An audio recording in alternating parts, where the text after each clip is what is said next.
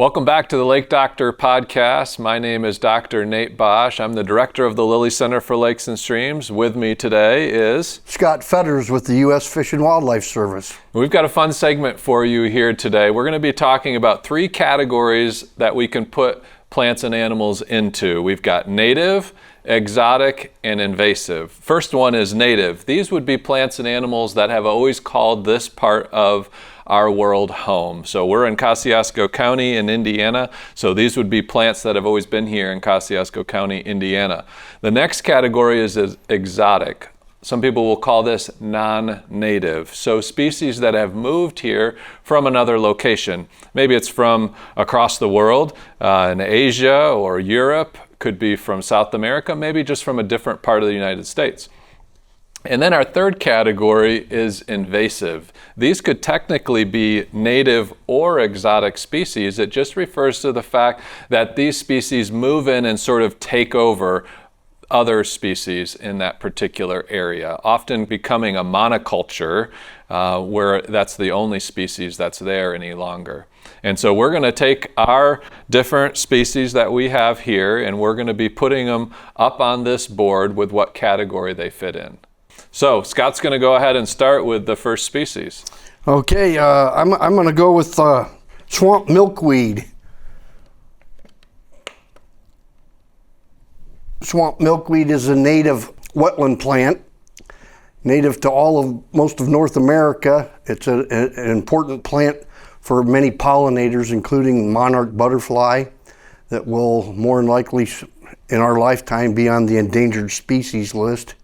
Swamp milkweed likes to have its feet a little on the damp side, so it's growing in those areas adjacent to streams, lakes, wetlands, and it's a good all-around pollinator plant for many things and provides opportunities for fish and wildlife habitat. And monarchs will use swamp milkweed as well as common milkweed? They will use it, but the common milkweed, the common milkweed is the preferred host plant for the larvae of the monarch butterfly. So, but they're in the same family and still an important species. Good. I'll go next. I'm going to choose the zebra mussel here. And this one, I'm going to straddle the line between both exotic and invasive. So zebra mussels, black in Caspian seas, 1980s, came into the Great Lakes and are invasive in that they've moved and displaced a lot of our native mussel species.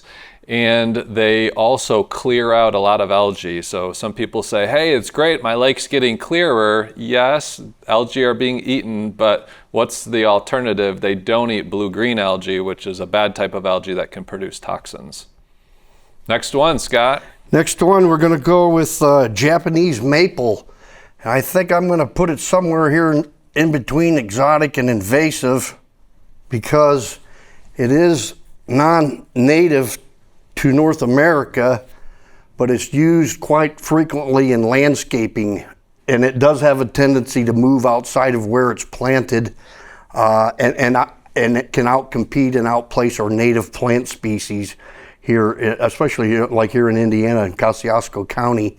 You'll see it growing along the Bayer Trail.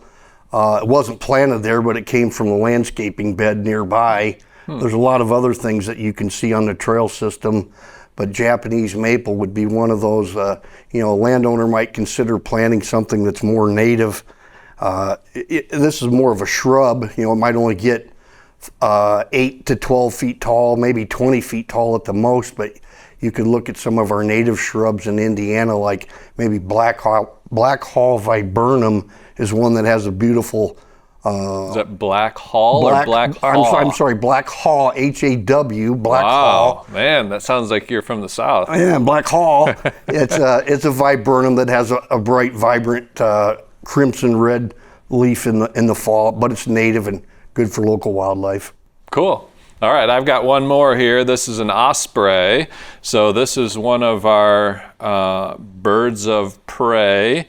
You can see here with the shaped beak. So some people will get this mixed up with a bald eagle, both native here in Indiana and specifically in Kosciuszko County.